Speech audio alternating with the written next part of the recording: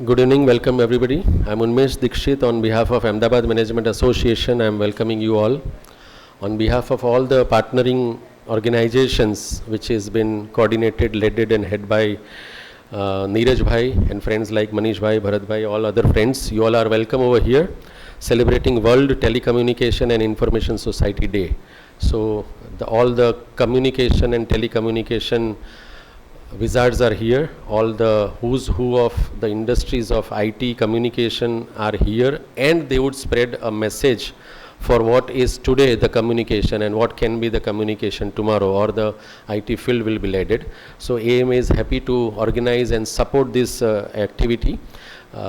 Since we are into academics and education, it is a platform for everybody where the academic enhancements can be done. So my open invitation to everybody, all the friends over here, that whatever recommendations you have for some academic insights, what AMA can do along with your expertise, do let us know to take it forward, as we normally do not take much more time from AMA. We start on time, we finish on time. So thank you all for coming on time. I would now hand over Neeraj Bhai to take it forward for theme and detailed introduction of the speech and taking the panelists ahead of the event. Thank you very much once again for coming.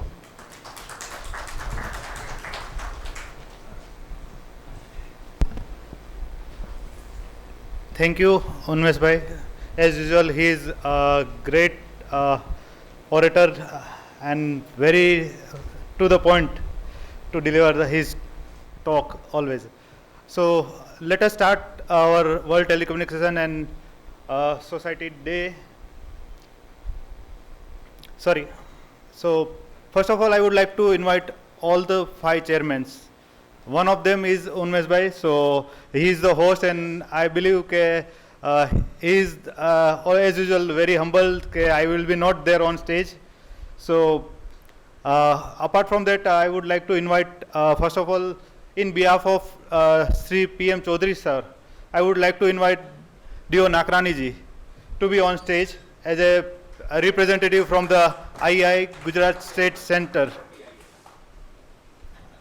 So Dio Nakrani ji is a secretariat at Institution of India Institution of Engineers India, Gujarat State Center, and he is electrical engineer, High Court Division, Road and Building, GOG, Government of Gujarat. So I really welcome him on behalf of all the organizers. Yeah. Next, I would like to invite Sri Jigar Rawal ji, Chairman CSI Ahmedabad chapter. He is the scientist to the PRL, and he is also a very humble guy, and he is very dynamic in the cybersecurity and data science field. Apart from that, I would like to invite Sri DJ Shah Sahib. He is the Chairman IIT Ahmedabad chapter and Provost Indrasil University, a Kedila Group Initiatives. Yeah. So we heartily welcome you, sir. And the next is Gajendra sir. He is sir to me in my education in the engineering time, and he is the chairman to IEEE Comsec Nirma division. Yeah.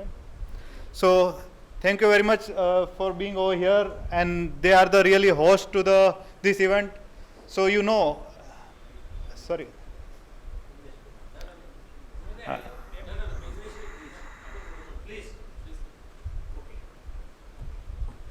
So I would like to felicitate all the chairmen, and I request the senior members. So I would like to first of all call Sri Haresh Bhatt sir to felicitate Dio Nakrani ji with the rose.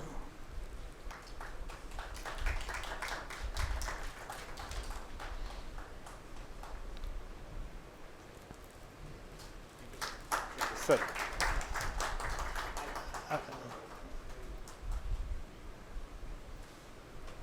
Now I would like to invite Nand Kumar sir to facilitate Sri Jigar Rawal ji.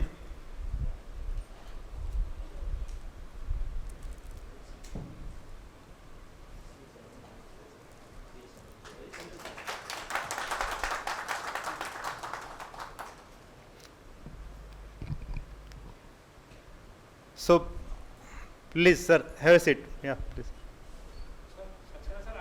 हाँ.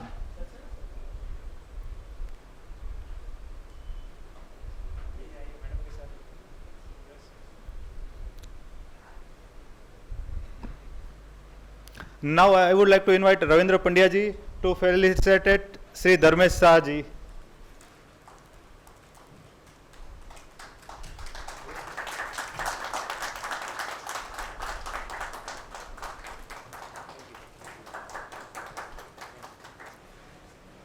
Now I would like to invite Sri Hiren Bankar ji to facilitate Gajar sir.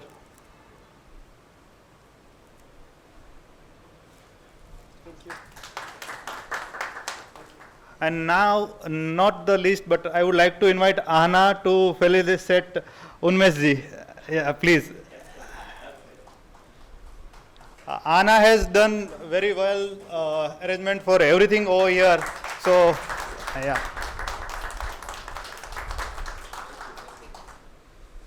So, not taking much time on this occasion of World Telecommunication and Information Society Day, I would like to invite each of the chairmen to give a brief note on each of the divisions, say IEI, CSI, then IET and IEEE ComSec. So please, Nakrani sir. Yeah.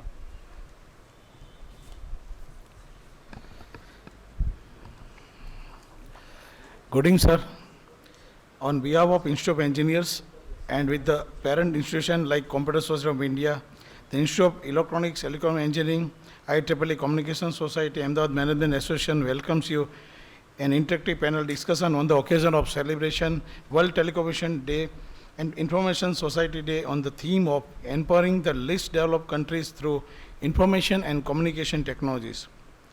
I also welcome today's expert panelist, Dr. Manish Doshi, Sri Chintan Bhatt, Sri Bharat Patel, Dr. Nisak Pathak.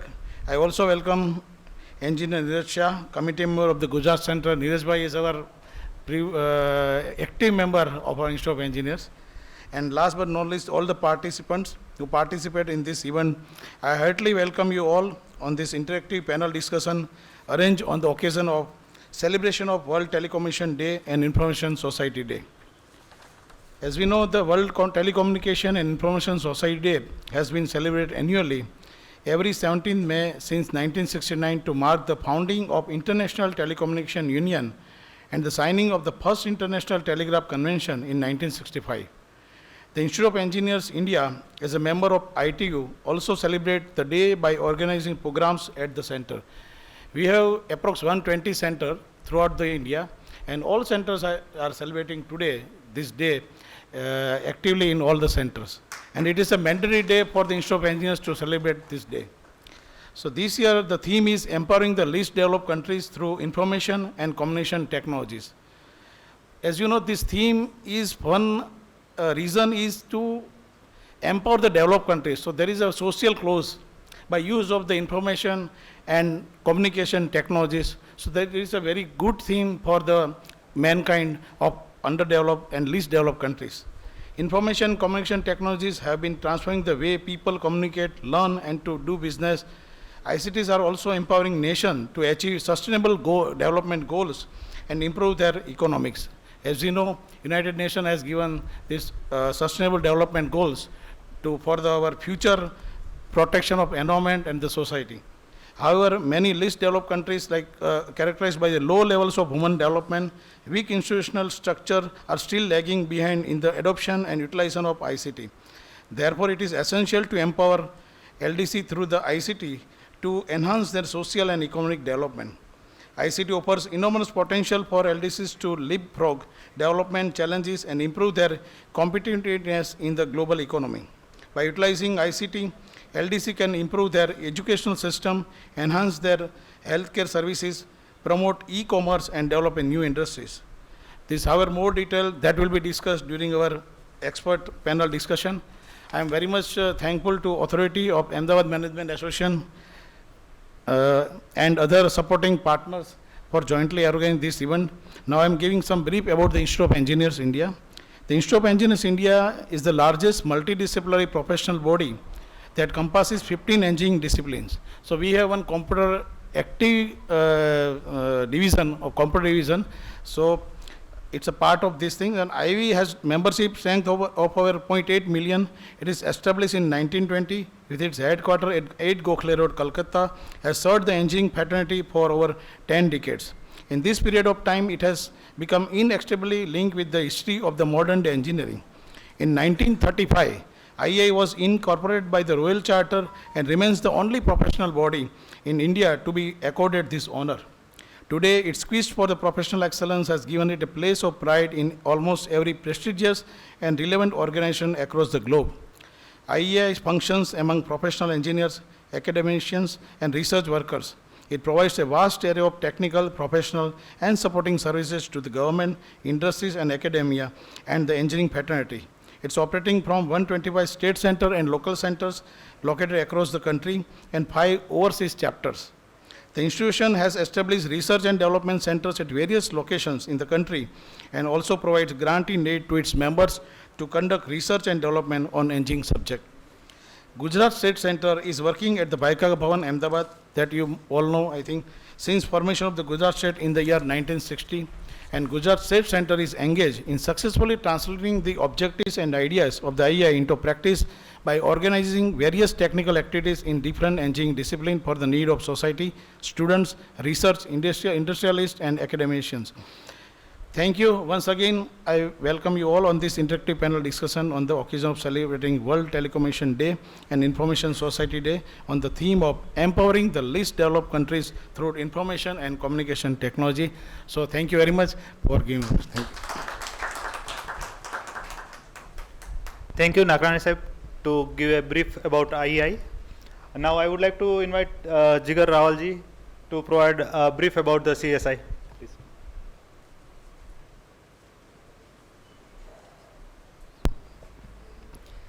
Thank you નીરજભાઈ. સૌથી પહેલાં તો seniors mentors બધાને મારા વંદન. આટલી ગરમીમાં પણ સોસાયટીની એક્ટિવિટી માટે સમય કાઢીને આવવું, I think that is a big appreciation for that, and I feel that we all should appreciate ourselves, because when we appreciate ourselves, the other will appreciate. So that is one thing.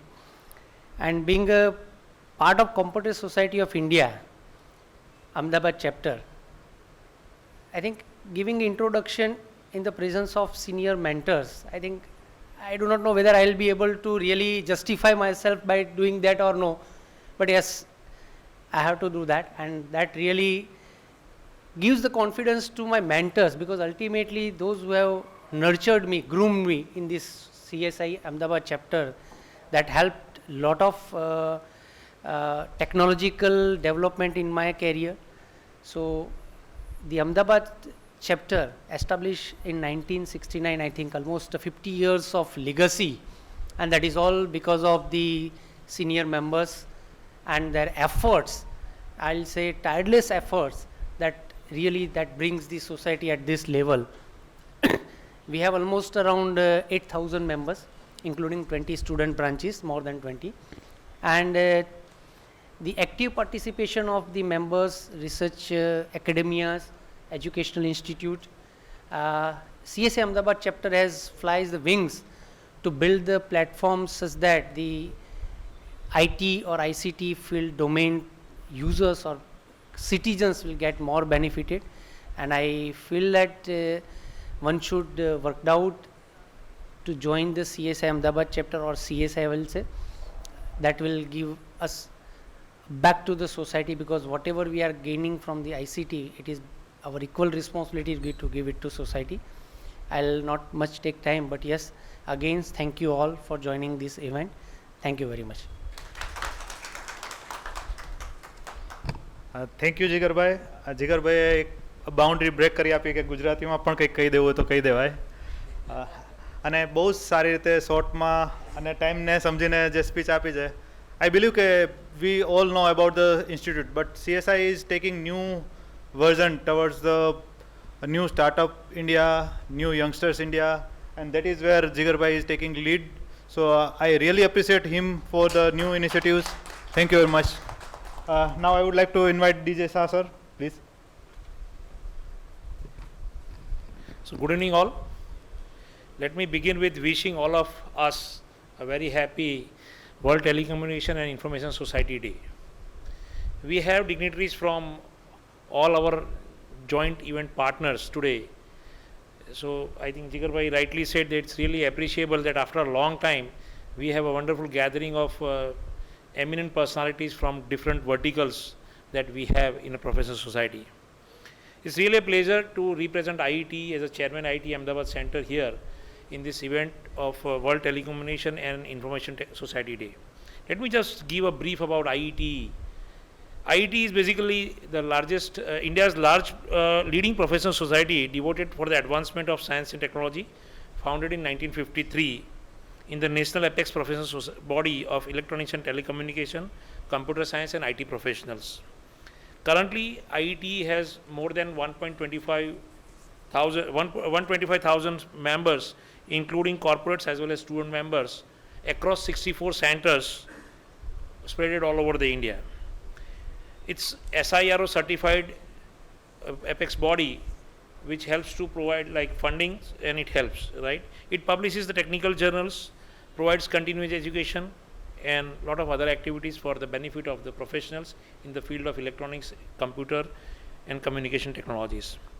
As far as IIT Ahmedabad Center is concerned, it started in 1975 as one of the most active and vibrant center and completed 4 decades as on today. IIT Center has 3 student forums as on today and 4 organizational members. Center has won the Best Center Award 5 times during its lifespan. It has played a parental role in establishing 3 more centers in Gujarat, like Vadodara, Rajkot, and Surat. These were part of the sub-centers, and now they have become the full-fledged centers, and we have been playing a parental role. We also publish a student quarterly house bulletin, InfoBite, which covers various events that we do at IET, and that is circulated on a social media domain also these days. As far as Ahmedabad Center is concerned, we have nearly 630 plus corporate members at Ahmedabad Center as on today. Again, like I think we all know that we are facing a challenge today of various activities that we used to do earlier, which today I think CSI or what all professional societies, we are facing this issue. Maybe the current generation, we are not able to somehow reach to that level, so they are not even joining us. Maybe at some point we have to think differently so that we can cater their needs also, then only they will join us, right? So probably all has to work together so that the professional society which are meant for providing an additional knowledge with an experts in the field, which is not somehow happening for one or other reason. So probably we all have to work together in this domain so that ultimately the society gets benefited. Probably today's discussion on how we can empower the least developed countries using the ICTs. Probably we have seen the best ICT usage during the pandemic time. Otherwise, most of the things were almost on a standstill, and we were able to cater the society at a large way. So taking this forward, probably if we can do something differently, we'll be able to at least sustain and impart the knowledge to the next generation for the benefit of the society. Like during this G20, things are going on from the central government, so we also offer around 25% discount for the membership of IET, and I believe that a good number of members will be able to join IET for benefit of their own as well as for the society. I'll just take an opportunity to read out the message from the IET president, which is General Presidents. So our IET president, V. Gunashekhara Reddy, has sent me a message, so I'll just read out the message as it is. World Telecommunication and Information Society Day is celebrated annually to help raise awareness of the possibilities that the use of internet and other ICT technologies can bring to the society and economies, as well as the way to bridge the digital divide that we have. Since 1969, the day has been celebrated as World Telecommunication Day on 7th May.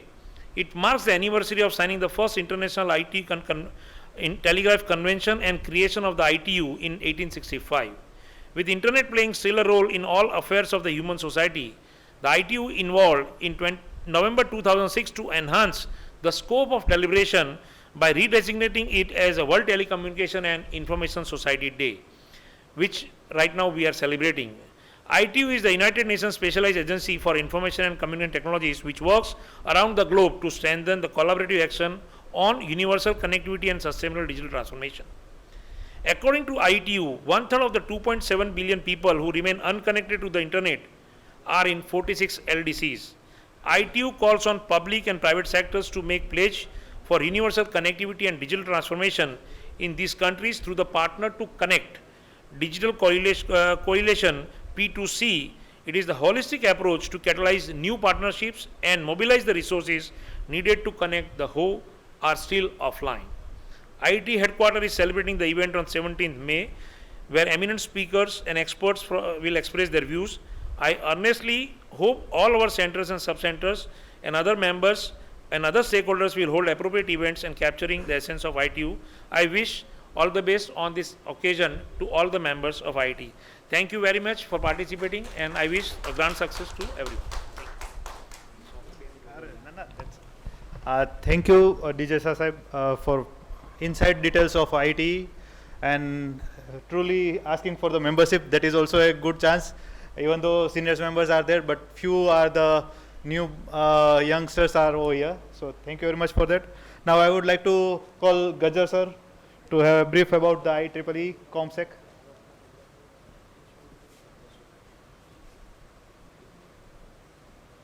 Thank you, Neeraj. Very good morning to one and all present here, dignitaries on the dais, off the dais, all the seniors from the fraternity of professional societies, whether it is IEI, Computer Society of India, IET or IEEE.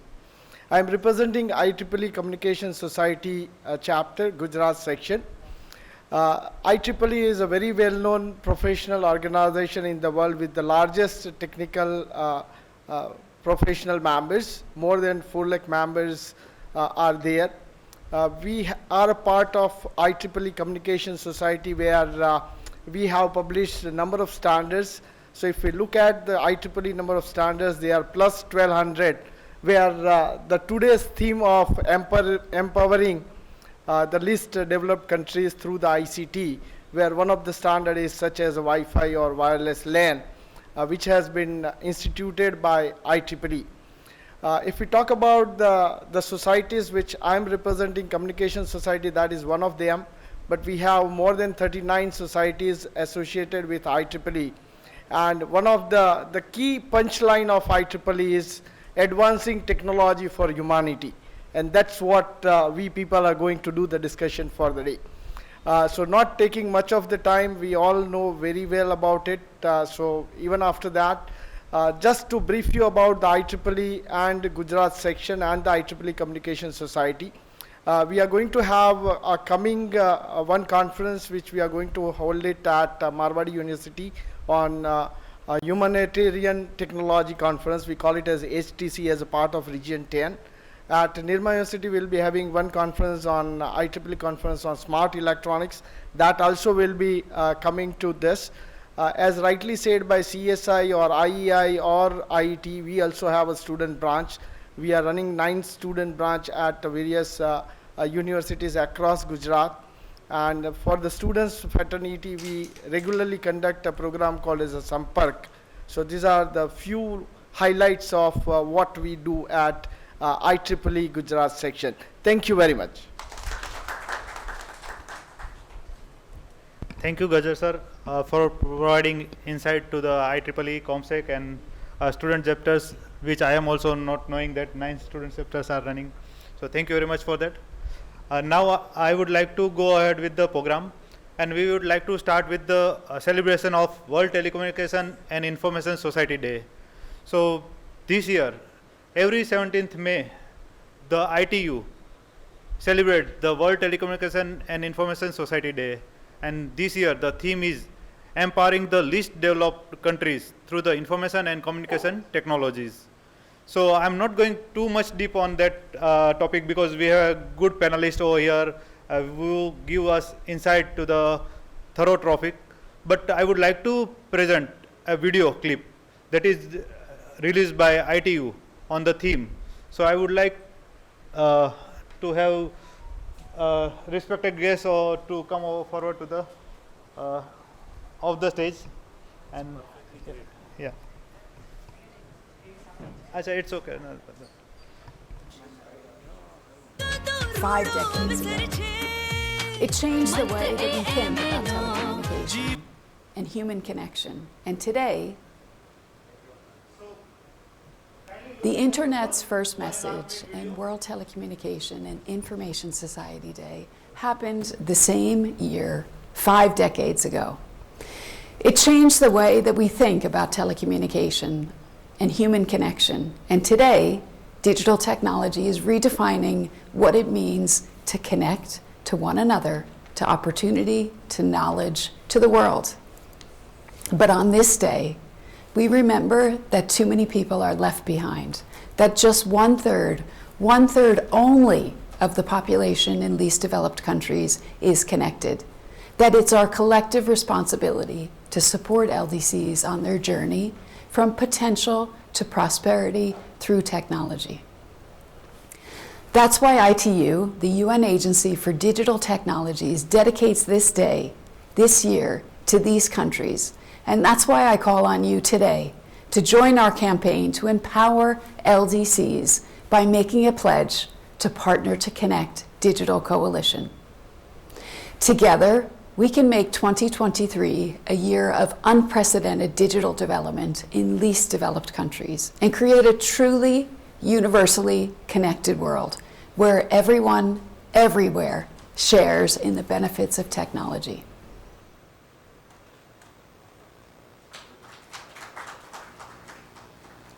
So, The Internet's first message and World Telecommunication and Information Society Day happened the same year, 5 decades ago. It changed the way that we think about telecommunication. So, in nutshell, I would like to say sustainable development through the technology in the least developed countries. That is the main motto of the ICT for this year, 2023. And for that, the theme is empowering the least developed countries through the information and communication technology. I would like to invite 4 panelists over here, and they can bring us the depth of the topic over here. So first of all, I would like to invite Sri Manish Doshi ji, who is the eminent engineer of Institution of Engineer, Gujarat State Center. He is also educationist and very well-known dignity for the ET division IEI. Yeah. So I would like to invite Manish bhai, please. Okay. Now next I would like to invite Sri Chintan Bhatt ji, who is the ex-ISRO scientist, and he is the real creators to the technology, and he has served his whole career to the ISRO in the very renowned name. So we would like to hear him over here in the panel. So I would like to welcome Sri Chintan Bhatt ji also. Next I would like to invite Sri Bharat Bhai Patel. He is the mentor and friend of mine. So I am not describing him, but he is the, we can see all the logos over here. He is a member of that, and in his inspiration, I am also a member of all these logos. So I'm not telling much more about that. Apart from that, I would like to invite young and dynamic Sri Dr. Nisarg Pathak ji, who is really enthusiastic and real eye-to-it techno-savvy guy. And I'm not giving his much detail, but he is the really thorough in the legal documentation, plus his preciseness of the work, and I know he will deliver very much in detail to the topic today also. So I'm really appreciating all the 4 speakers who are panelists, who has accepted our invitations in short notice and over here. Thank you very much. So I would like to invite Bhatt sir, Manish bhai, Bharat bhai and Nisarg bhai. Please come over stage.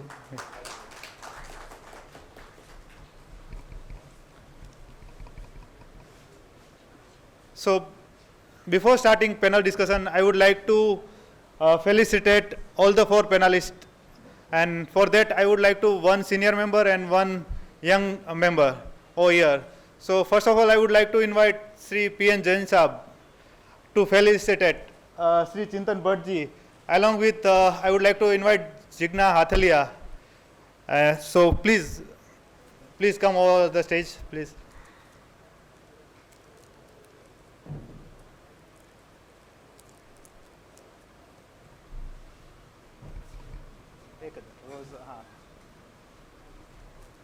Madam, please. Please.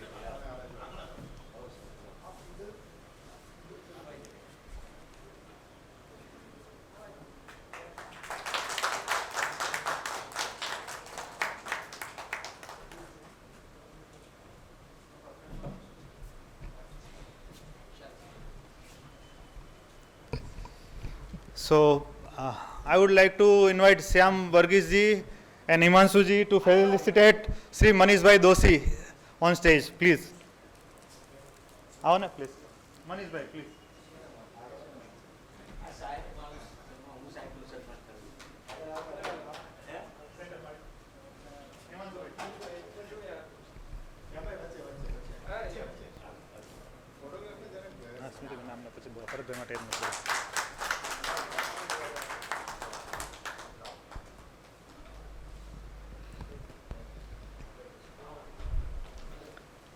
Now I would like to invite Sri Smriti Dagurji and Sanjana over the stage to felicitate Sri Bharatbhai Patel.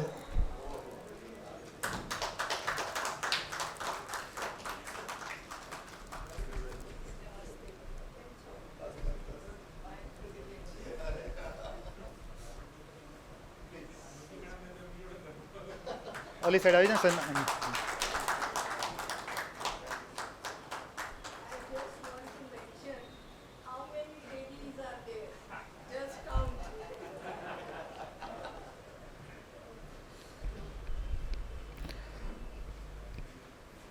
Now I would like to invite DK sir,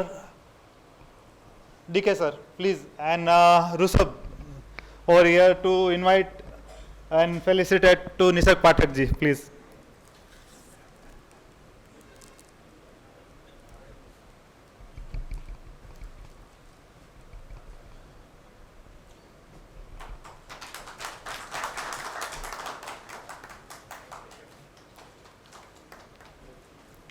So thank you very much everyone to be over here and have patience in the theme.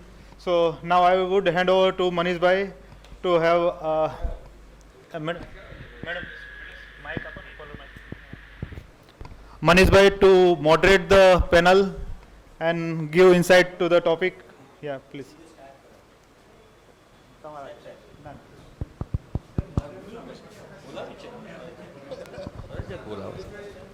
મને બોલાવું છે બોલી દઈએ આપણે એમાં કાંઈ વાંધો નહીં. બંને બેરિયર બધાએ ખોલી નાખ્યા છે, ખાસ તો CSAના ચેરમેન સાહેબે. એટલે હું પણ ગુજરાતી, હિન્દી ને અંગ્રેજી ત્રણેય ભાષામાં બોલીશ, તો કાંઈ વાંધો નહીં. પણ વાય ICT આજે પેનલના એક્સપર્ટ લોકો છે, આપણે ભરતભાઈ હોય, નિશેકભાઈ હોય કે સિનિયર સર હોય, પણ આખી વાત જે છે અંતે તો કેન્દ્ર સ્થાને central focus is a human being. સામાન્ય માણસને કઈ રીતે ઉપયોગી થાય, is larger interest of the education, larger interest upliftment of woman, upliftment of common people, either economy, either other side, everything is main thing is ICT. અને એ ICTના ફાયદા શું શું મળશે, કેવી રીતે લેવામાં આવશે. અને લિસ્ટ કન્ટ્રીની સાથે બહુ વિશાળ સબ્જેક્ટ છે લિસ્ટ કન્ટ્રી, પણ હું તો એમ કહું છું એક સામાન્ય માણસને કેવી રીતે એના ફાયદા મળશે. લિસ્ટ કન્ટ્રીને તો મળશે, પણ આફ્ટરઓલ કેન્દ્ર સ્થાને સામાન્ય ગરીબ, સામાન્ય છેવાડાનો માનવી કે જેને ICTના ફાયદાથી ટ્રાન્સફોર્મેશન થાય. આપણે કોવિડના વચ્ચેના સમયમાંથી પસાર થયા ત્યારે આપણને ICTની કિંમત ખબર પડી. રૂરલ એરિયામાં એજ્યુકેશનની સિસ્ટમમાં કેવું થયું, શહેરી વિસ્તારમાં પણ નહોતા, આપણે યુઝ ટુ નહોતા.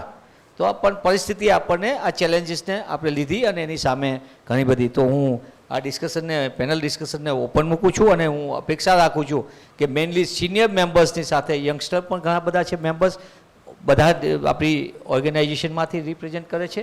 તો ઓલ મેમ્બર્સ, અને એમાંથી પેનલ ડિસ્કશનના અંતે બહુ ભારે વાતો કરવા કરતાં સરળ વાતથી ટેકનોલોજી ફોર ઓલ જે કન્સેપ્ટ છે એવી વાત કંઈક થાય તો હું નિશેકભાઈ, ભરતભાઈ અને સરને વિનંતી કરું છું કે આ ડિસ્કશનમાં સ્ટાર્ટ કરે. આઈ થિંક આ પેનલમાં નાના વ્યક્તિ તરીકે અને મોટા જે ટેકનિકલી એક્સપર્ટ છે એ નિશેકભાઈને કહીએ કે હેન્ડ ઓવર ટુ નિશેકભાઈ, કે નિશેકભાઈ આ આઈસીટીની પેનલ ડિસ્કશન સ્ટાર્ટ કરે. Thank you.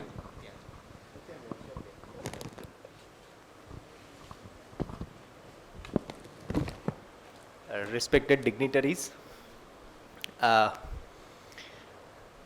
I'm feeling different in the different role. I've just gone flashback of 10 years. I used to stand here and I used to do MOC for all the events.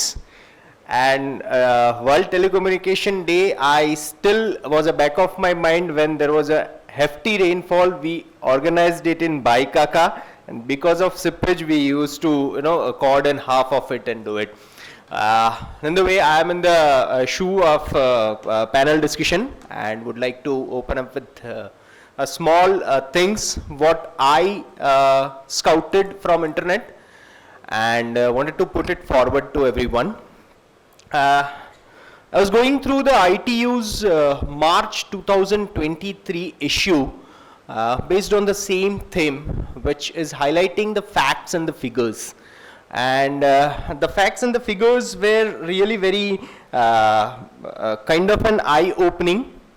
Though we all know that the countries which are least developed, they are lacking with the ICT infrastructure, but statistic is something very different.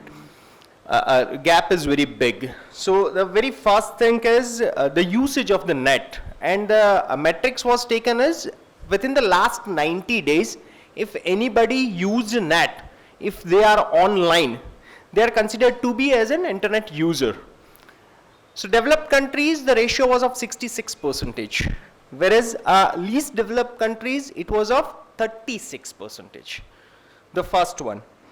The second one is in the gender gap. The usage of internet or mobile peripherals in developed countries and in least developed countries, male and female. If we consider male, 69% in developed, whereas 43 underdeveloped. And female, 63, that is in developed, male and females are very nearby in the internet usage or mobile usage, whereas underdeveloped, the gap is bigger. So these small things, the small fact and figures, but it is really eye-opening. Now moving from that to another point where a different few things which I have read it and I have find it out. First is World Bank's report.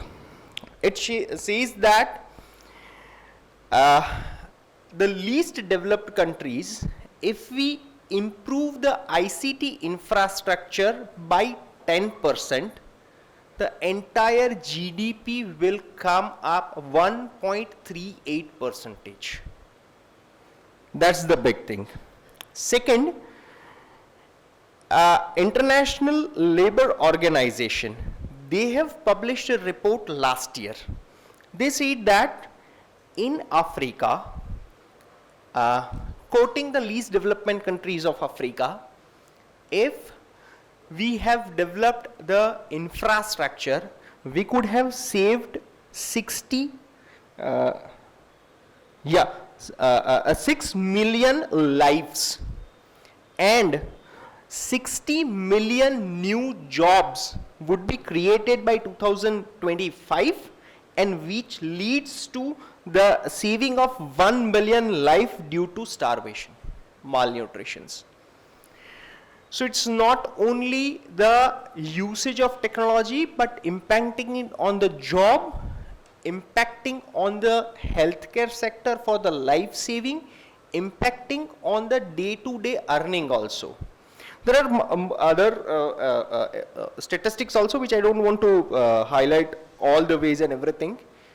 Then I have gone to an extent where I would wanted to check that what all are the things that needs to be addressed as an improvement in ICT infrastructure or developing these countries through ICT. So very fast and obvious answer comes is improvement of ICT infrastructure. That's it. And maybe 8 out of 10 would answer in this way only. But I really wanted to point it out, Sir's opening remark, that very next step, if August audience is there and August strategies are there, the first thing is improvement of infrastructure. Very second thing, digital literacy promotion. Third, localize content development. Fourth, e-governance. Fifth, promoting the entrepreneurship. Sixth, sustainability. These are the 6 pillars which we need to look at. If we move further and if we wanted to check the India or as an individual, if we wanted to see, we wanted to contribute as an India, how we can contribute. Very first thing, India's IT infrastructure or India's IT knowledge, sharing the knowledge or expertise, that's one. But here, maybe the infrastructure one, are national projects of IT infrastructure enablement, national projects of internet, payment gateways, we may share, and we have started and we are sharing. Second is, we have our expertise maybe in agriculture, maybe in education. We amalgam that with the ICT development and we can give. Developing an affordable technology to at least developed countries. So the idea of a world is to make internet mobile accessible within the 2% of per capita income. Right? This is the end goal which has been specified by ITU and others also. India, if we consider, we have moved all across, like we are at the 0.5 to 0.7% per capita income internet usage. And if we look at the least developed countries, they are at 6 to 7%. Somewhere it's 15 and few of them are at the 30% also. Right? And I'm talking of the mobile internet.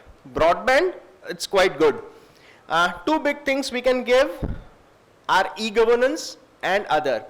As an individual, if I think all these things which has been given by India, as an individual we can. There is a very good initiative by government and freelancers that they are providing educations to least developed countries using the ICT manner. Few of the good universities of India have started sending the professors eminent there to teach their students. These are the ways where we can push it within help of ICT to help the underdeveloped countries have a chance to start their race in the field of this ICT. Thank you for a time, and I would now wanted to listen the other experts to whom I also look around, sir. Thank you, Dr. Nishak. Very fruitful and an energetic way with all data. Thank you very much. Mr. Bharat Patel is a big name in the field of all the society, knows everybody. Bharatbhai બહુ મોટું નામ છે એટલે ભરતભાઈને આપણે સાંભળીએ panel ડિસ્કસમાં, પણ એની વચ્ચે એક વાત કહીશ કે ICT for one thing is Nishak is indicating in speech that કે affordable. Very interesting subject is affordable. Technology is accessible, affordable, acceptable, and maximum is accountable. These four things, 4A is very important for ICT and all technology. And with good things, I hand over to Bharatbhai, is an eminent panelist. Bharatbhai, please. Thank you, Manishbhai. To me, it's like to be amongst the family itself. We have very known people here, I would say, right in the audience, right from Divanji Sahib. I respect you, sir, for all the long-term visions that we are sharing in our way back in around early 90s and all that. We have all our society members here. I'm extremely glad that Neeraj made these efforts to bring us across on this occasion. As Manish bhai rightly started in his opening remarks, I think it is imperative that communication technology, rather just not communication technology, the technologies that are being developed are for the mass usage. And when we talk about mass usage, it makes a relevancy only if it reaches the end point. And when the ITU message by the president, we were just hearing about reaching the least developed countries, LDCs, I think, like, it's not necessary that every technology needs to be perceived and taken till the last route. But the technologies which will make people's life easier, cost effective, sustainable and accountable, as Manish bhai rightly said, these are the pillars of penetrating any technology at a root level. I would, not go into numbers because my colleague Nisarg has already pointed out quite a few eye-openers, which is relevant to, many countries, and within the country, many pockets, I would say. Today, when we are talking about 7.2 billion people around the globe, there are so many people who have been without even electricity or water, clean potable water. So the area of having, communication is sometimes becoming a far-fetched thing for them. But I think it is not that, this limits it, going forward. The reason is that these newer technologies are based on certain technologies which will make it penetrate much faster than what it had been happening. For example, the first television and the penetration of television which happened took much longer to reach, let's say, 1 lakh members or 1 lakh users. But then, if you talk about the internet, the speed by which the internet users have caught on has been extremely fast. And now having this, thanks to all the people from ISRO and all the space mission people, the way that, the entire globally the space mission has been going so well, that the geostationary satellites and even the other satellites that we have, which is giving us a phenomenal bandwidth, which is reaching even at every corner of this earth. And I think with the newer technology which is coming, which is the microsatellites and all that, I think the internet is going to become even more prevalent, and it's going to be all across. So I think most of this technology that we talk about are easily penetratable and usable at an extent where it is needed. When we talk about ICT, which is the information and communication technology, it is not a new thing. People have been communicating globally since the time that they were born on this earth, maybe millions of years. In earlier days, they were communicating by, let's say, sound. They were putting those big drums and communicating, giving signals. And then they were using lights by giving signals to another place and communicating. And now it is the voice which is being put over the waves, and it's been modulated and sent across with different. So the limit has been extended with giving a larger bandwidth. So not going into the technology part of it, but then communication has been there. Only thing is that we are improving people's life and making it easier for them. And when Jigar just started speaking in English and from Gujarati to English, and he said there should not be a language barrier, and Manish bhai rightly said, communication is not about language. It is not about which language that we use. It is what we communicate, not how we communicate. And this is a very, very important aspect which people should understand. Even when writing a small email, what should the caption, what should be the subject line? It is extremely important how we communicate with somebody. I think if each one of us can contribute to some extent, I think it penetrates right down, and all the least developing people would also understand what should be done. Sometimes it is also very important to understand what is not to be done, which is sometimes even more critical. People tend to copy someone, and in that process, they forget what is not to be done. We need not rapidly look into what the West is doing and copy the same thing. Perhaps what we need indigenously here within the country would be different, or even within the region. Like if I have something here in Gujarat, may not be the same thing which is applicable in Bihar. So, everyone would have a regional thing, and which Nisarg rightly talked about the content. So the content and the way that the thing is being communicated is extremely important. So I think this information technology day that we are celebrating today, and trying to put every aspect which can reach the lowest end of the society or of the places whichever is untargeted is the way forward, and we should all try and contribute into it.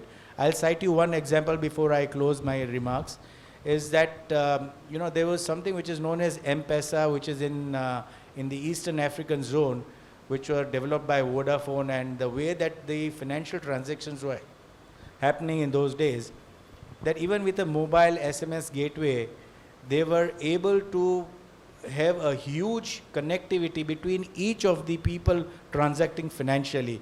Today, we have mobile applications like Paytm or MobiKwik or whatever that we talk about. It is easier for us because we are tech savvy and we easily know how to use these apps.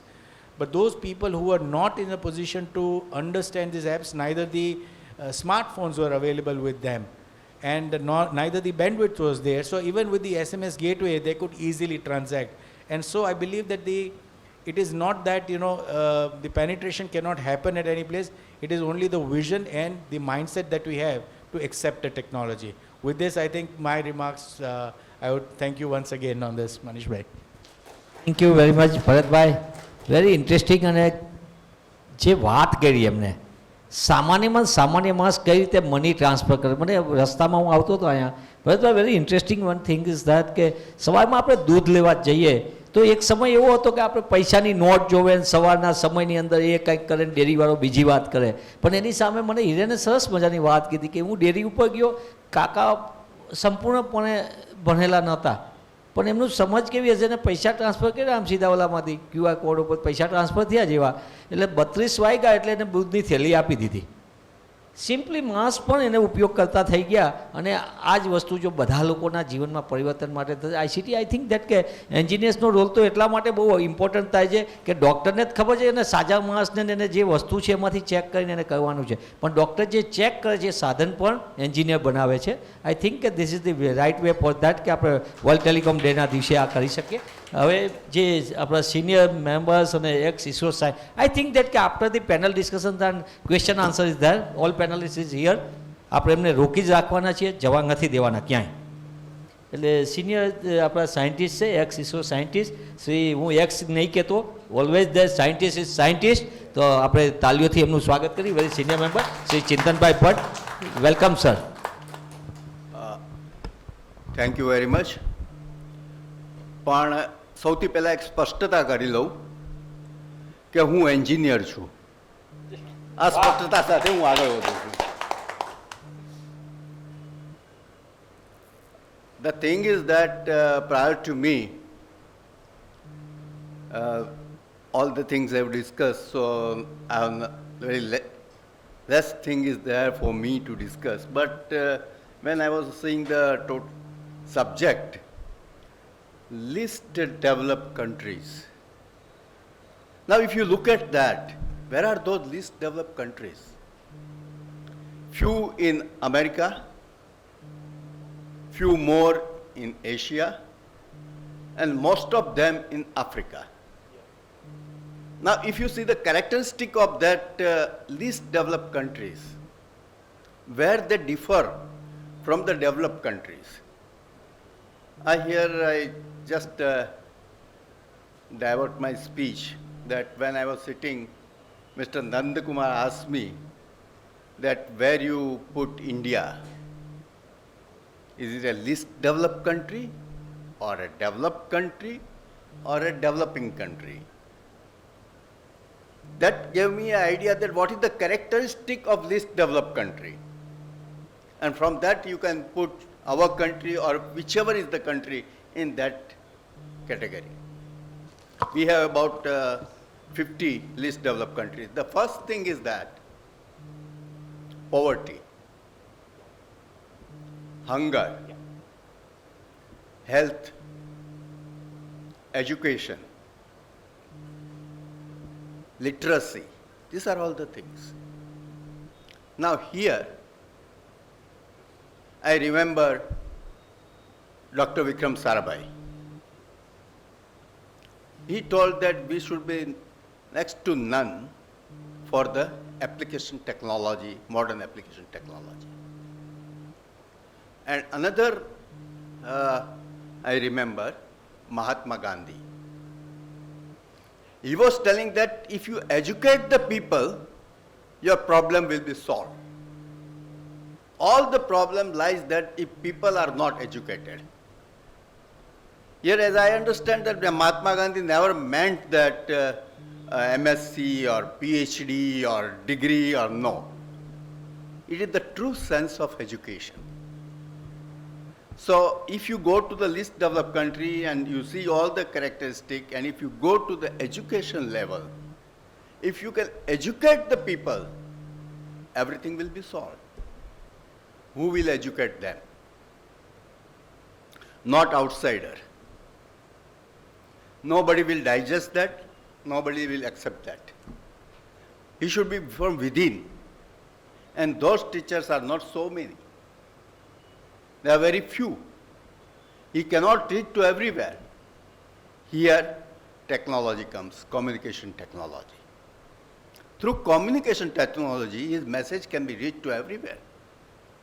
But again, there is a problem here. What we had a few years back, during 1975, we had no television, and still we wanted to spread the message.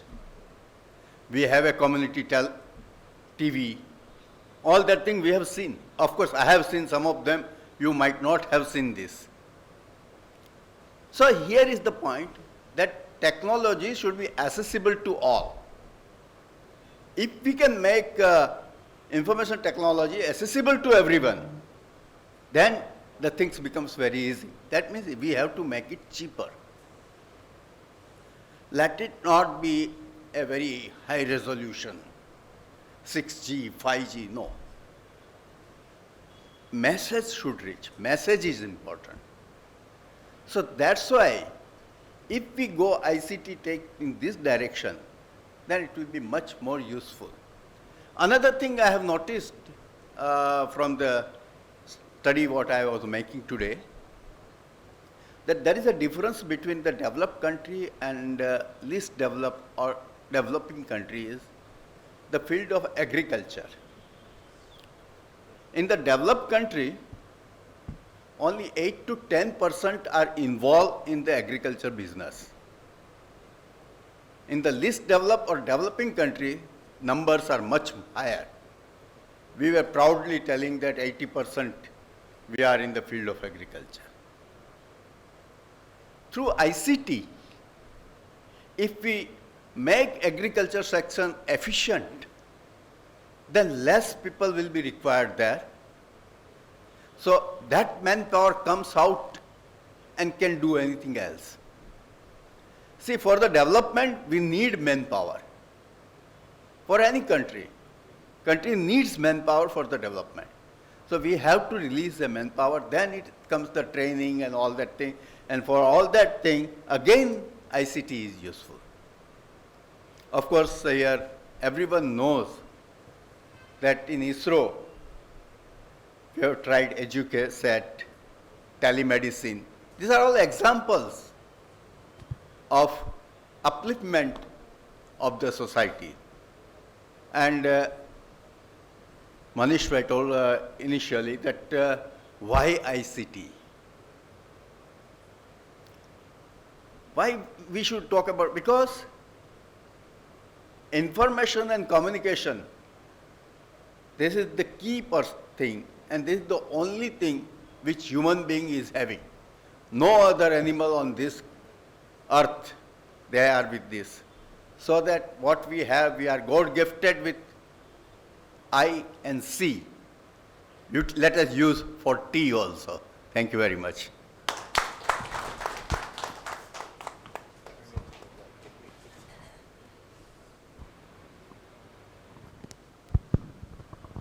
Thank you very much Chintan sir. હવે open session પેનલિસ્ટને વિનંતી કે ઘણા બધા question સામેથી આવી રહ્યા છે.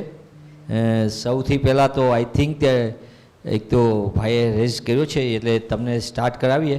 I think that કે નીરજભાઈ એમને એકાદ વ્યક્તિને કોકને કહો ને કે જરા 1 minute.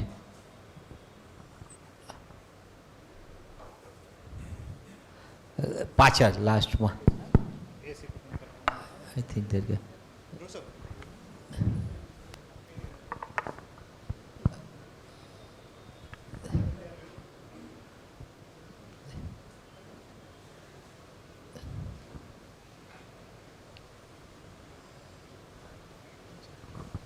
Hello. My question is how we can identify this kind of opportunity in least developed countries and how we can contact to the government. Like, what is the best way to contact the government to fulfill those requirements and create the benefits for them? I think Bharatbhai is the right person for that. And Okay, Yes. if I may understand your question is that how do we understand or the requirements of the specific countries which are underdeveloped and the requirements how it can be fulfilled? Correct. Yeah. How we can fulfill and like we are able to fulfill, but how we can contact the government, like they'll be able to grab those opportunities to develop something in their country. Okay. Yeah. See, if I may take it in terms of the business perspective, Correct. see, normally what happens is every country has their own agenda and priorities set. Now, when we talk about, let's say, as Chintan Bhai mentioned, let's say we take Africa as a continent, and there would be so many countries which are still into a developing stage, where they would need different sorts of requirements. Now, as he mentioned, that there are few things which come on a priority. That first is the food security, which will be the first necessity. Then there'll be water requirement, electricity requirement. So once these are already met, then the priorities of something like internet and all the facilities related to technologies. Now most of these governments, what they do is whenever there are international kind of forums, they would be sending their representatives with the agenda that they have. And even through United Nations, there are a couple of organizations which are setting up kind of exhibitions or even the requirements in forums, which is then spread across where other people can participate. Sometimes there are treaties between one country to another country where delegations are being also taken and shared, wherein the business opportunity comes in. So this is how the business can be generated. So how we can identify these kind of events where the delegates are coming up for their the development phase? I think you have the best tool with you, which is internet. Yeah. Thank you so much. Yeah. Thank you Bharatbhai. Bharatbhai, second question એક સામેથી આવેલો છે આમાં. Yes, sir. A few space example to IT that in South Africa, specifically elaborated M-Pesa. I didn't get it. How this is? Okay. See, M-Pesa was actually developed by Vodafone, and it is nothing but a payment gateway through SMS. It is not through the something like what we have, which is a UPI-based network. It is through the SMS where the banks are being linked on a common server, which is linked through the SMS gateway. So validation of the person having his own wallet, which is created and communicated through the SMS gateway. So every time there is a transaction which is to be made, the validation of that person happens with the banking, where he has the bank, and whether the wallet has been charged accordingly, and whenever he makes a payment, it likewise debits the respective account in his bank. So this is how the basic cycle works. If you want more details, this will take a lot of time. I can explain it to whoever wants to. Please, you can talk to me on this. Great. Bharatbhai, another one question to Chintan sir regarding the TV to internet TV journey.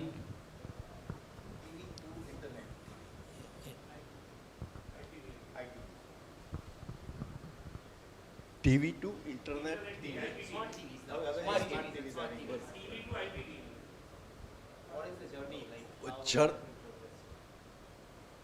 TV to smart TV. Now the word here is smart. That is added up. smart means they decide themselves. They have a memory also inside. They try to remember all these things, which earlier TV were not using that. So if you have used that, I don't have smart TV, I have not used it. Anyway, so that is the thing, what is the difference? That's what I understand. Thank you. Okay, I'll add here, you know, like when we have the internet, the normal television, which goes, you know, with there is a broadcasting mechanism by which the, you know, the waves are being transmitted, and there is a receptor. I do not know how many of you, I think many of you would be, yeah, terrestrial TV. Many of you would be knowing about those big antennas that we had, and you know, you had to rotate the antennas towards a specific direction to catch the signals right. And you know, when there is a match, we used to, you know, go on the terrace and adjust the antenna so that we get a proper signal. Now from that, you know, the transition has happened of how this entire data, which is on live stream, getting through the internet, through either your cable or through a Wi-Fi. So this is the basic smartness of an IPTV as compared to those terrestrial-based televisions. That was all analog. Absolutely, that was analog, and today is So I think the journey from TV to IPTV is basically a digital transformation of technology. Absolutely. In order to get a better resolution Right. and benefit of the technology that we have. Right? Manish bhai, Yes, just yes, want to yes. add something.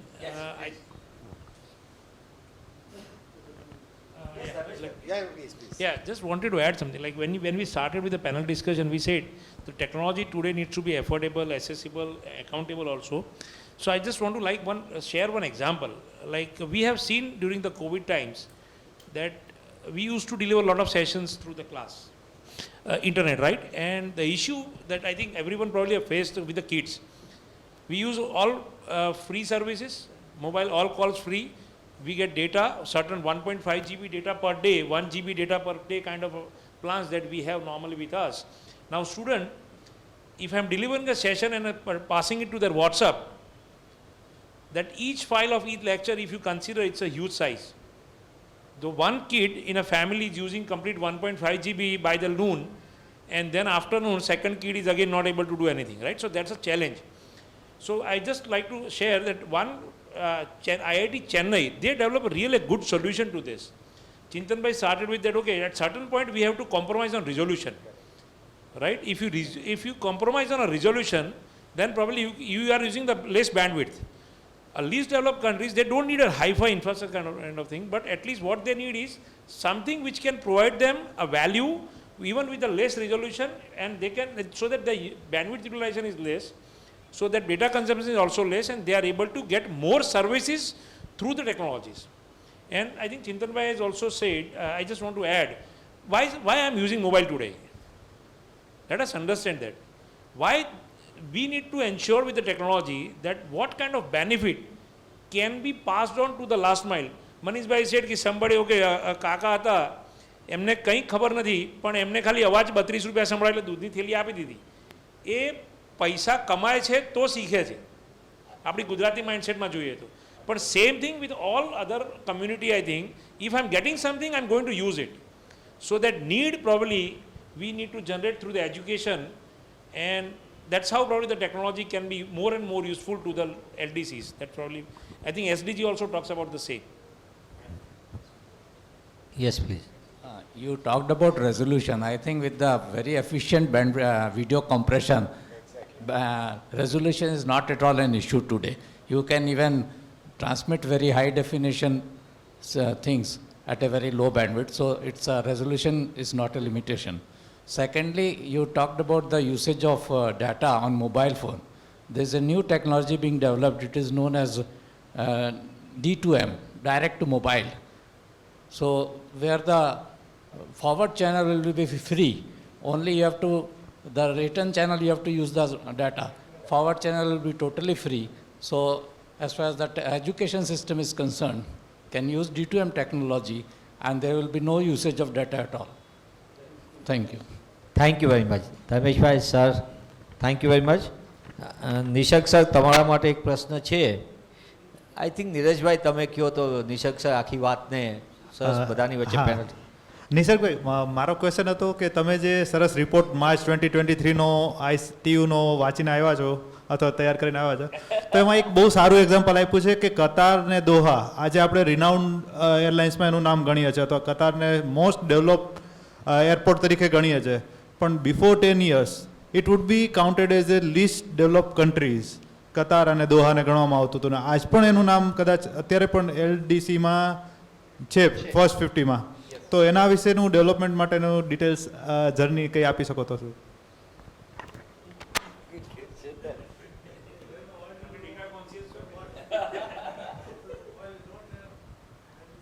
Thanks.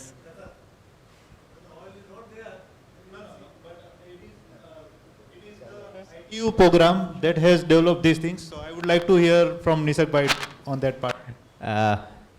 Thank you. So before coming to this point, I would really wanted to add one thing, that we started this question answer journey with first question wherein Bharat sir added that government has the clear mandate and agenda of it. So Qatar, His Highness Sultan Al Jaber, when he took the charge of being the His Highness, in 2012, he has made up a plan of 10 years, wherein he has particularly put ICT infrastructure and the communication in first 2 lines. And the first 5 years funds which has been allocated for the administration, statistics says that almost 50% of fund was allotted for the upliftment of ICT infrastructure in Qatar. Before they have batted for the FIFA World Cup, they wanted to clean up their 100% ICT infrastructure so that they can hold not this but coming 3-4 mega events. So entire journey was begun in a way where first the fund allocation was there, then the entire ministry what they have formed, they have hired, even the report doesn't have the names, but they have hired the real good brains from top-notch IT company within good payment to lead this. Be the name of IBM was there, Google was there, but obvious that, and the team comprising of structurizing this was more than 200. So 200 top-notch brains collected from all top-notch companies just to strategize the 5 years plan. Fund allocation strategize is done, then they have started taking the initiative in a way where they've mandated the academic institution, healthcare services and governance. I mean, these 3 are the top line.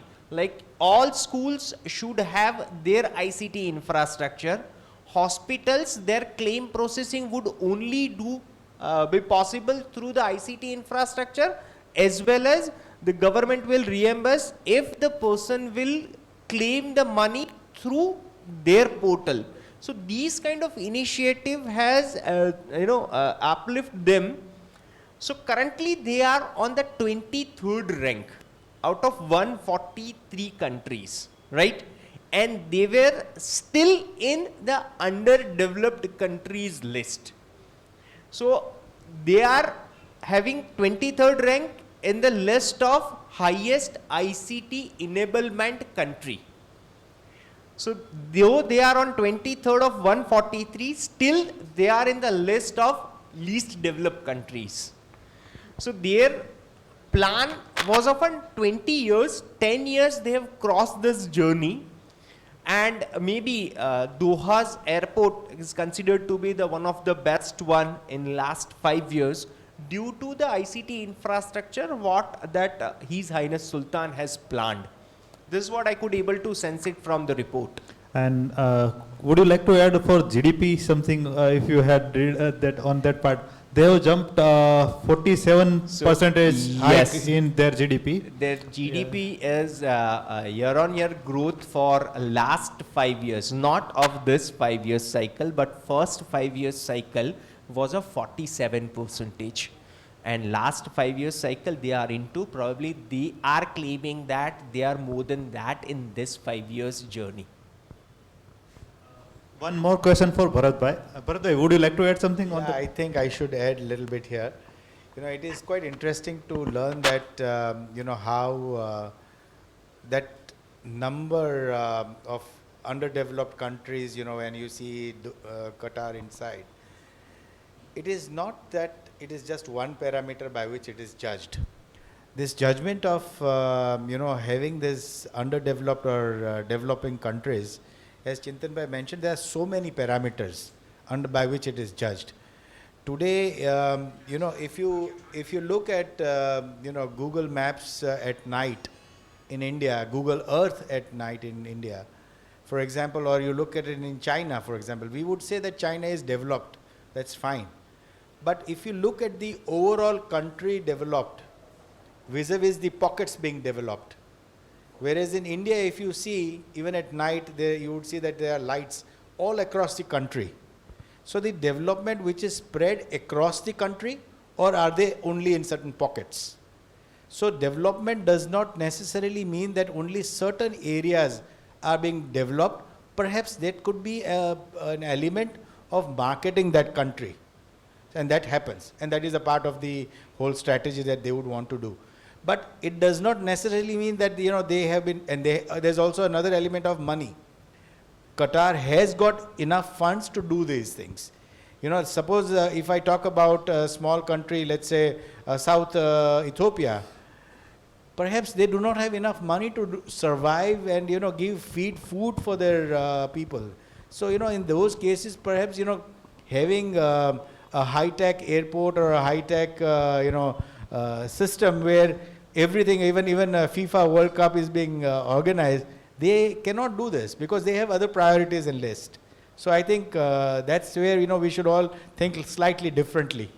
No, but that's true. But nowadays, Saudi Arabia is now coming with the agriculture field. They are doing amazing. So these all least developed countries are from the UN. They are making such fund available to them through GDG programs, and that is where the things are moving on. But yeah. Yeah, in fact, you know, you're right that there are centralized funds which are coming from the United Nations under the 17 Sustainable Development Goals. But in the countries like, you know, the OPEC countries, where the oil producing countries, they perhaps do not need all that funds. You know, they are self-sustained because they have a lot of funds. So I think, you know, there are okay, yeah, I think Harish Bhai. Yeah. Yes, sir.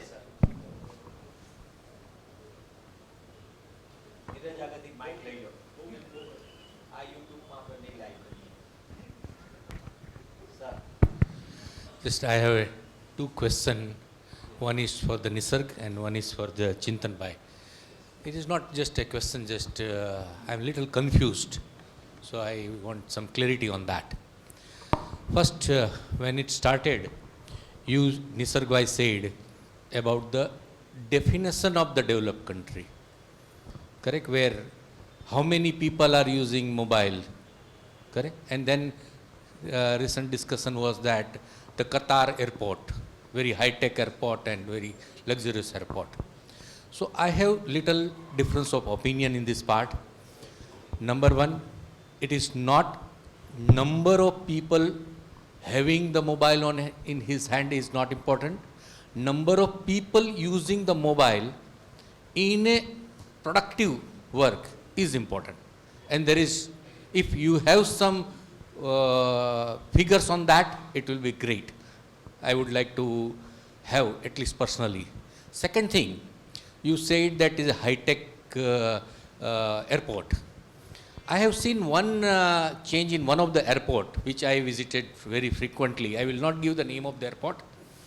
But when I was going in that airport, few years back, maybe few decades back, right from the parking space, I used to get a space for sitting.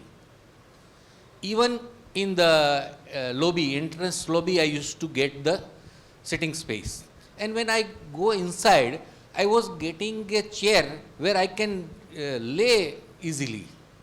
Today, in same airport, I have to at least walk 400 meters to get a place to sit. So is it luxury? Yes, there I can get many things. I can get very luxurious items also, which I don't want to purchase. Okay, and there are fully air conditioned. Earlier there was also air conditioned, but now it looks very luxury. But the definition of the development requires the little change, especially when we talk about empowering the least developed country. Correct? Let's not go in that direction. Second thing, when Chintan Bhai started, I liked very much that the way he initiated that education should reach to the last mile and all sort of things. Fantastic. That is a right approach to really help the least developed country. But sir, then you made a statement that the poor countries, many people are working in the field of agriculture, while in developed countries, less number of people are working in agriculture. Really, that is a problem. Tomorrow, if people stop exporting the agriculture item to the developed countries, they will have hunger. The people who are already working in agricultural field will never face a problem of hunger. And one of my senior relative, I have seen him advising a small child of some 5-6 years child when he was asking to him that, Dada, હું શેમાં carrier બનાવું? તો એણે એવું કીધું હતું કે ખેડૂત બનજે. બેટા, તું જ્યારે ખેડૂત બનીશ ને ત્યારે તારી આગળ એટલું બધું અનાજ હશે અને બીજા બધા લોકો તારી પાછળ લાઈન લગાવીને ઊભા હશે કે ભાઈ અમને અનાજ આપો. એટલે at least let us not project them that they should go away from the agriculture. Let them educate that they can earn more from the agriculture. Thank you very much, sir.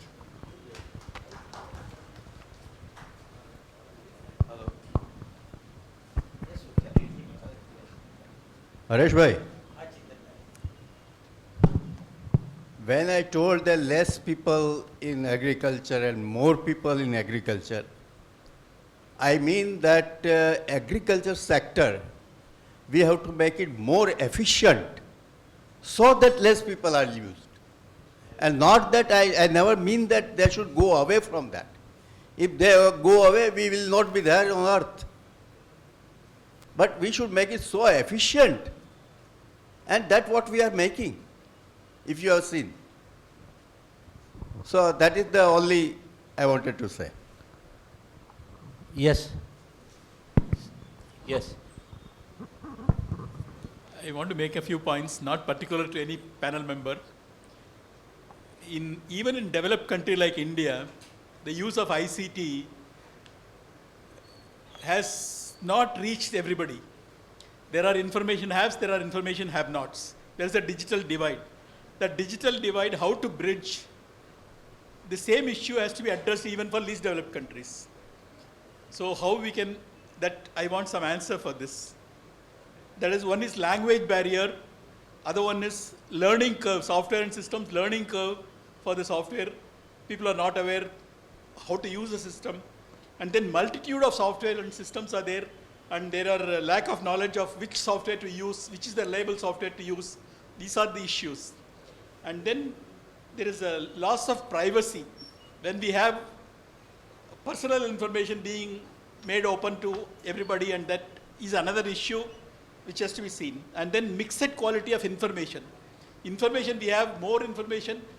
What is the quality of information, which is to rely upon, which is not to rely upon? These are the issues I want people to address, so that the same problems do not happen there also in the least developed countries. Manish bhai, with your permission. Sorry to interrupt you. My point is also very relevant to the same one, so that is why I'm adding my point.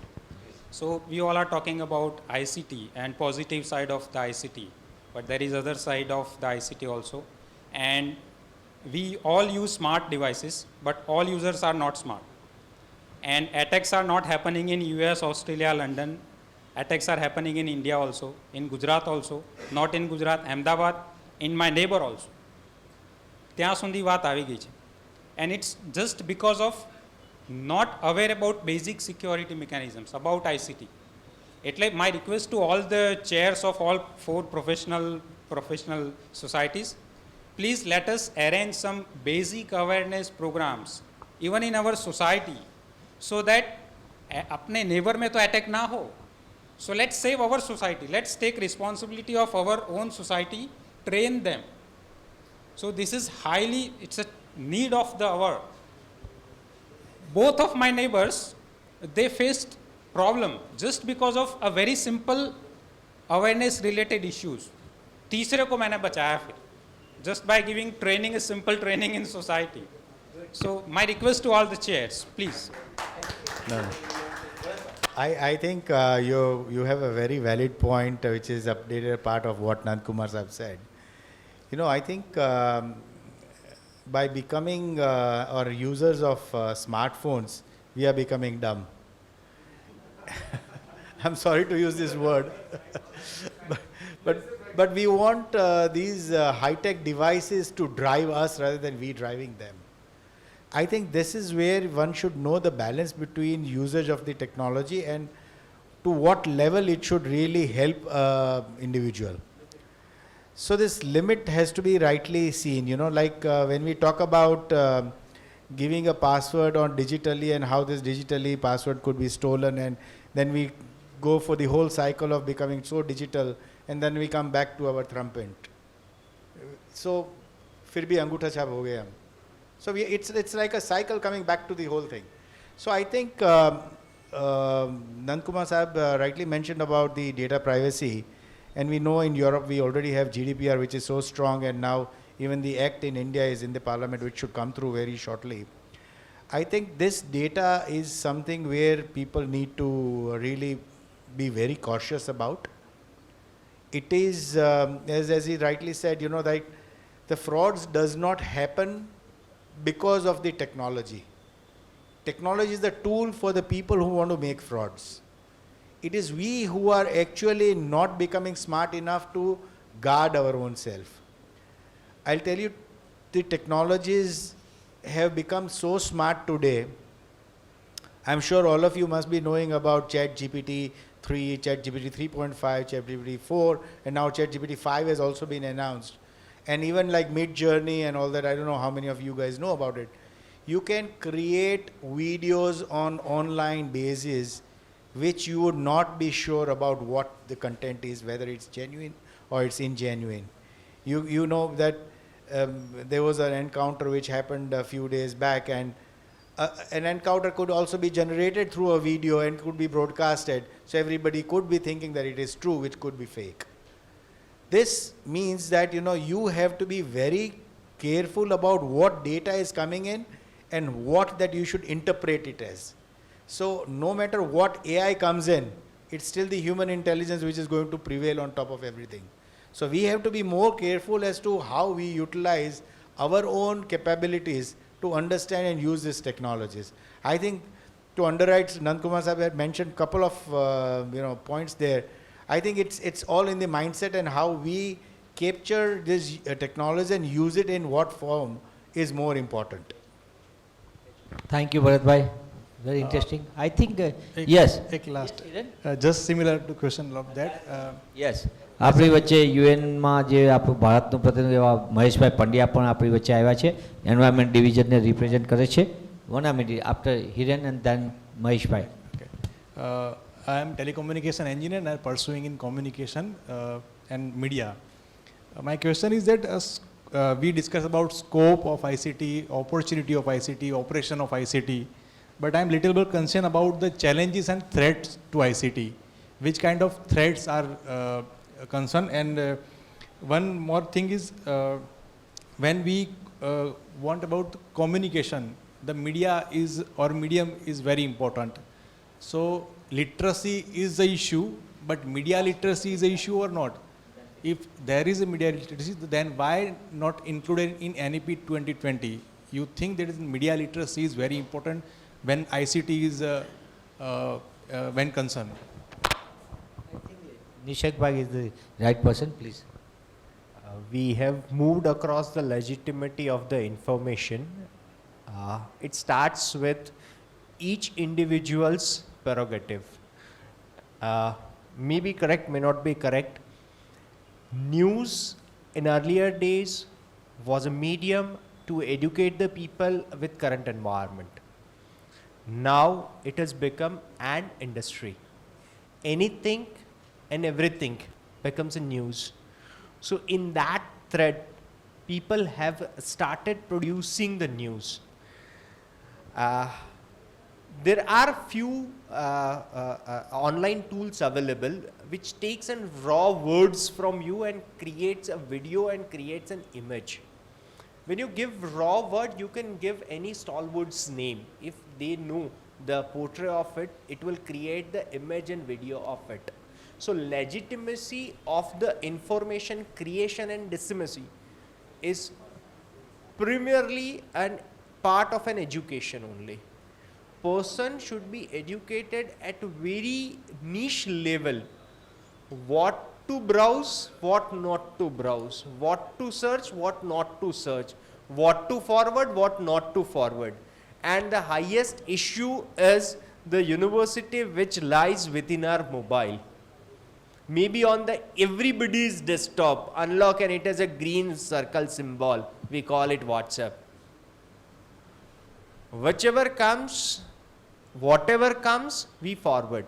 So from me, information privacy and finding the proper information, if you wanted to restrict it, start educating from even let's say 5th standard, 4th standard, 3rd standard, right? The last 2 years of pandemic, I think whosoever 7 years, 8 years old, maybe in standard 1, 2, 3, they all are well versed with Google, YouTube, Zoom, Teams, whatsoever, right? And they've started searching anything and everything. They'll not wait till the IPL broadcast, the broadcast has the scorecard on the TV. Within fraction of second, they'll open the Crick Info and check. So while accessibility is there, education is needed. So I agree with the point that we should, at least being a literate society, we should start educating people on this. Thank you. Very good, Nishak Bhai. Please, Mahesh Bhai.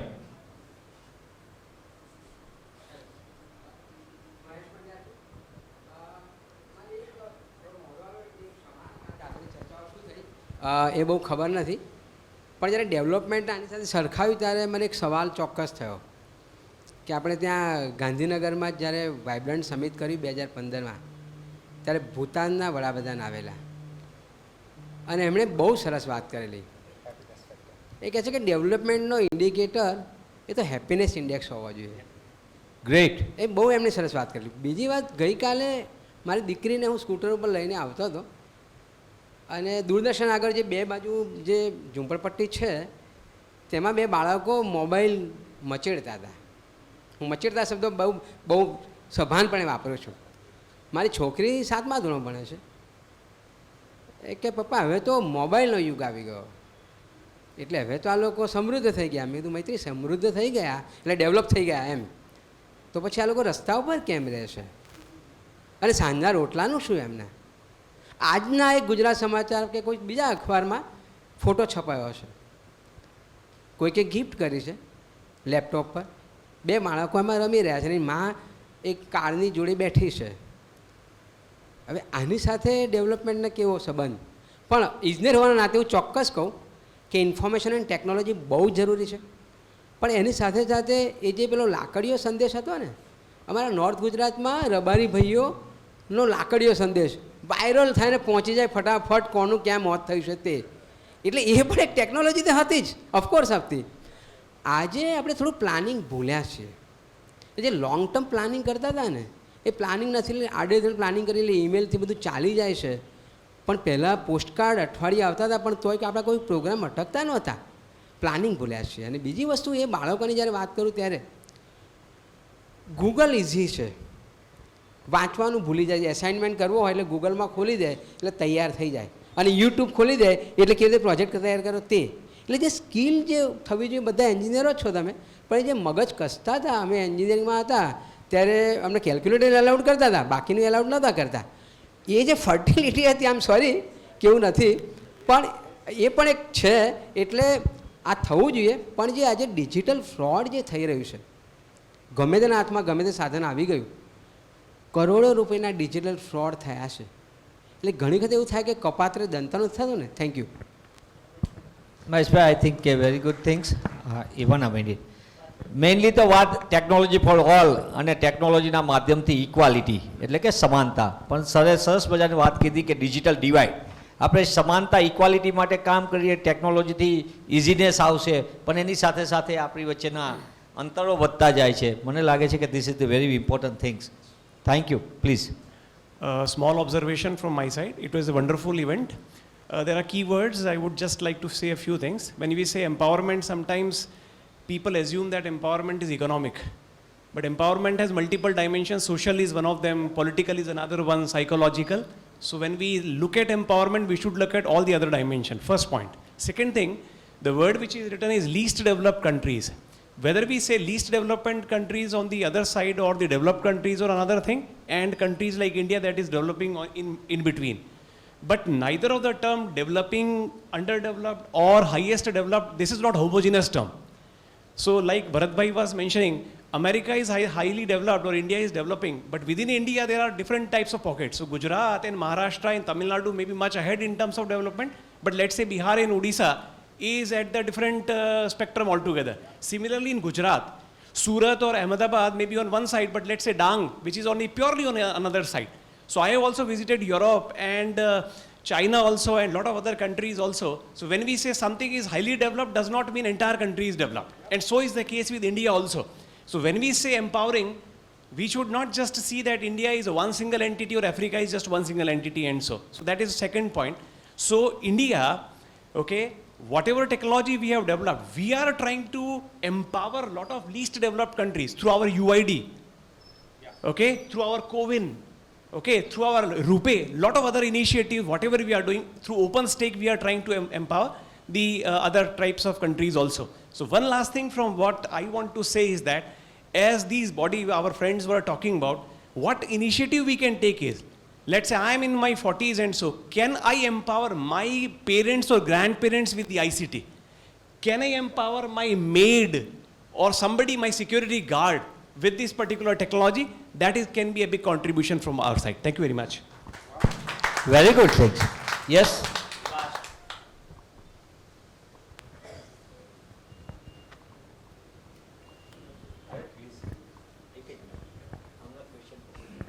Hello, sir. So I have a few questions regarding the business into ICT. Okay. So being a resident in India, what I have faced that there is an oligopoly of the Reliance, Tata, and we can say this Airtel. Okay. So this type of tech giant or the biggest companies in this ICT environment are like sometime hurdles for the sectors who want to connect with the ICT. When I come across the sectors like satellite IoT for the productions. So what type of solutions is available in the country like us or the least developed countries? Okay, and second is that there is only few opportunities is available.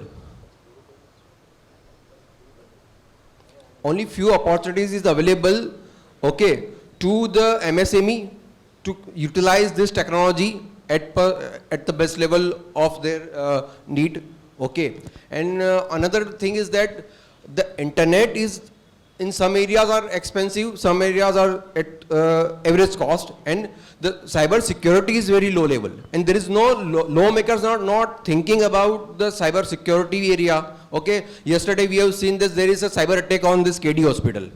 Okay, so it is also a threat. Okay, and even there is no industrial policies are there. Okay. So I think Bharat Bhai is the right person to deliver, and then I think you have lots of questions, I understand. There is a series of questions that you mentioned. We'll just touch upon one or two, I think, because of the levity of the time that we'll need to shorten our discussion. But I think when you say this developing countries and, you know, major companies getting the major share of things happening, I think this nobody can restrict. The reason behind that is, even if you look in the United States, or even if you look into the entire globe, there will be very few companies which is governing, whether it is in terms of the space program, whether it is in terms of internet solution providing. So I think there we have no say about it. But when we talk about an MSME or an SME kind of areas, I think there are ample avenues, because everything cannot be done by the biggies. The big companies can do the bigger part of it, but that doesn't mean that every small thing is being done by them. So there is an opportunity for all. Only thing is that we should look into what domain and expertise that we have, so that we can find out our niche into it. And I think that's the reason that even in India, the major GDP is contributed by the SME segment, and that's the reason that, you know, SME is contributing so much into it. It is just not by the biggest. And finally, when you talked about the data privacy and the cyber security frauds, I think it is purely because, as what the earlier question was, that we are becoming sometimes insensitive to what we are actually looking. So we have to be, as users, have to be more sensitive and guard ourselves more efficiently, so that, you know, there are no cyber attacks happening. There are tools available. Those who create the viruses, they themselves create the antidotes for that. So I think we should be very careful as to what to use and what not to use. Thank you. Good, Bharat Bhai. Yes. Yes, my question is how blockchain can be integrated in ICT in underdeveloped countries? Well, it is a very technical question which I can take up, but I think for the benefit of the people, see, blockchain is a technology which, if you are a student and you would be using blockchain, blockchain is, you know, like for security, as our gentleman mentioned about, whenever there is a data privacy which is needed, in the underdeveloped countries or developing countries, you know, using blockchain would be better, because it becomes a decentralized data handling. And whenever there is a decentralization of data, which will become very, very significantly useful, that the data from one end to the other, unless and until there is a public and a private key matching, it's not going to transfer the data, be it hyperledger or whatever. So I think it is more relevant that these kind of newer technologies, as time goes, it will become cheaper and affordable for most of the countries. I think so. It is quite relevant, but it will be only time based. Thank you. Last question, Nakrani Sahib. Actually, I want to add main thing, we are focusing on the empowering the least developed countries. So main technology, information content, that will help to aware the people, educate the people, and increase transparency in the operation of the government. That will increase or empower the developed countries. So basically, information technology that will help to carry out that operation, that will overall develop the nation and the countries. Very so the correct. transparency, that is very important. Awareness, education, transparency, that will help. Very correct, sir. Very true. Thank you. આજનો આપણો subject પણ everybody very fruitful panel discussion પર રહ્યું. તમારા question answer રહ્યા. Thank you very much Chintan sir, ભરતભાઈ, નિશયકભાઈ અને ઓલ ધી prestigious engineers.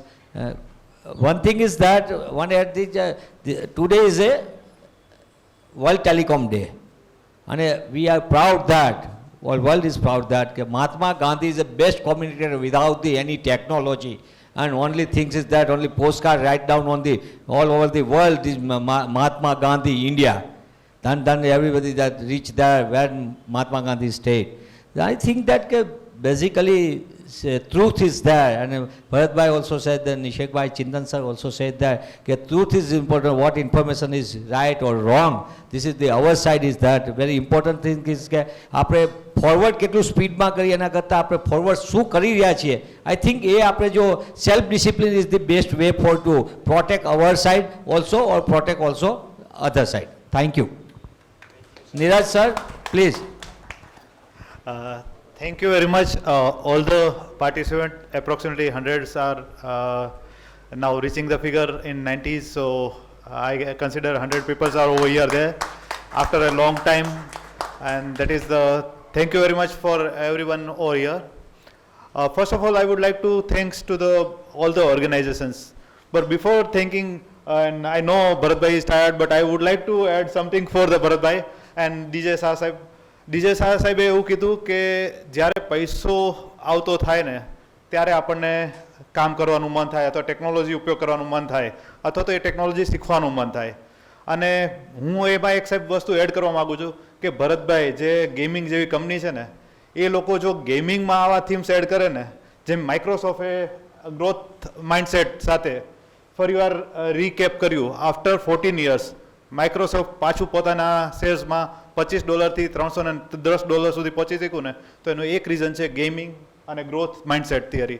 અને ભરતભાઈ એવી જ ગેમો બનાવી રહ્યા છે, તો હું ઈચ્છું કે એવી ગેમો બને કે જે ઇન્ટરેસ્ટમાં વધારો કરે, જે મહેશભાઈએ રાઇટલી સેડ કે હેપીનેસ ઇન્ડેક્સ વધારે ને, એવી ગેમો હોય, પ્લસ લર્નિંગ ગેમ્સ હોય, અને એ ફ્રૂટફુલ હોય અર્નિંગ પોઈન્ટ ઓફ વ્યૂ, તો આપણા થીમને પરફેક્ટલી ડાઉન કરી શકશે. So now I would like to conclude the things, coming to the vote of thanks ceremony to the end of our program. So I would like to really very thanks to the Institution of Engineers, Gujarat State Center, to take initiative for the World Telecommunication and Information Society Day, along with the CSI Computer Society of India, Ahmedabad chapter, IIT, Ahmedabad chapter, and this time IEEE ComSec also joined the hands. And apart from that, looking for the venues, and then we are searching for the venues because Bhaikaka Hall is under the renovation, and we are searching for the venues, and the AMA has taken our hands and they have provided such a good facility, starting from everything, network T supported by them, venue supported by them, and you are looking the infrastructure and the way we are hosted over here. So I am really appreciate their support for such a nice program. And I'm really thankful to the all audience, first of all, that due to summer, due to vacation, and apart from this hot environment outside, you are over here, and that is really appreciable.